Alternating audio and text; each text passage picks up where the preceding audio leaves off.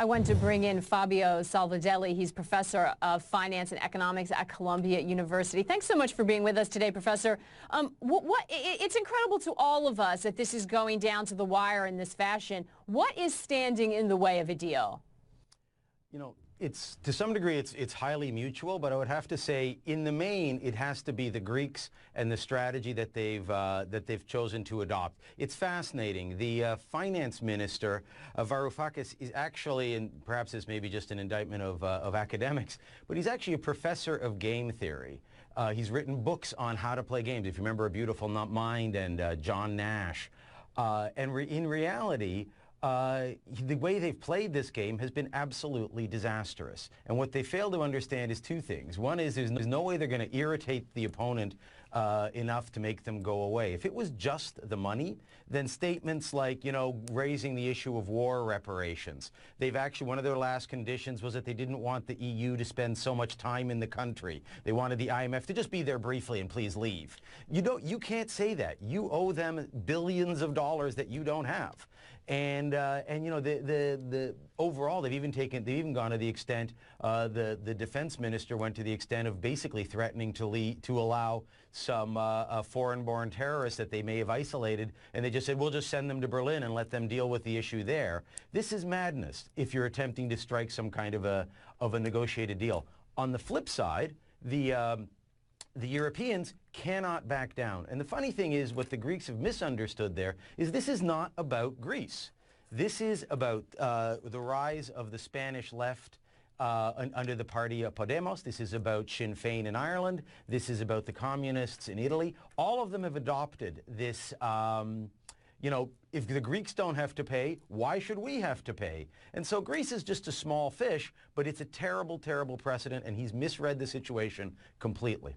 So let me ask you, if they are concerned about political contagion, what about financial contagion?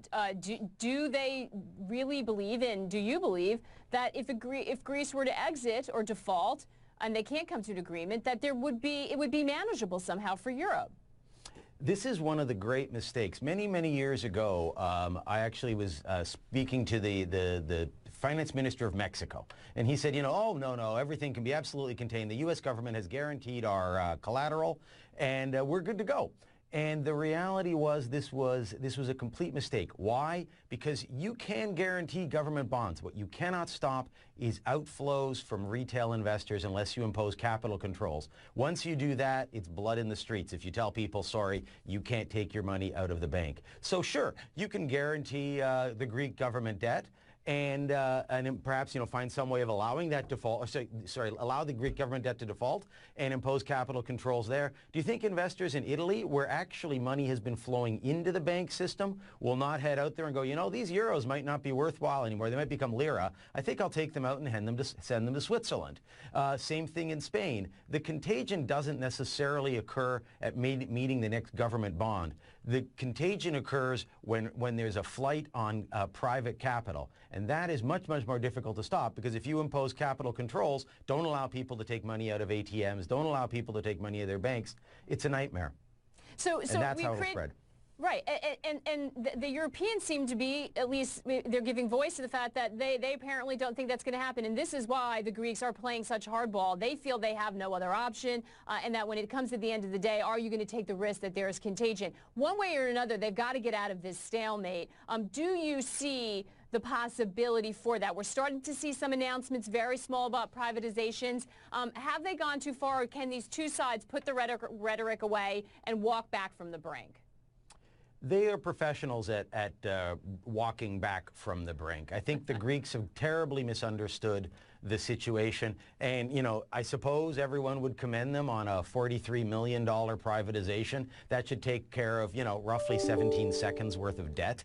So it's really not that meaningful. But it does show a philosophical willingness to bend, and I think that that's what they're going to be looking for. I think what you're going to end up happening is, despite the fact that they say that they won't do it, the current position by the Europeans is, we won't pay you anything, and we must have all the reforms in place. What will end up happening is that they'll end up probably meeting in the middle with some form of scaled payments. I think that they must realize that a Greek exit is extremely severe with risk of contagion, despite what other people, what I've read in many cases, Right. people are saying human beings will take their money out of the bank.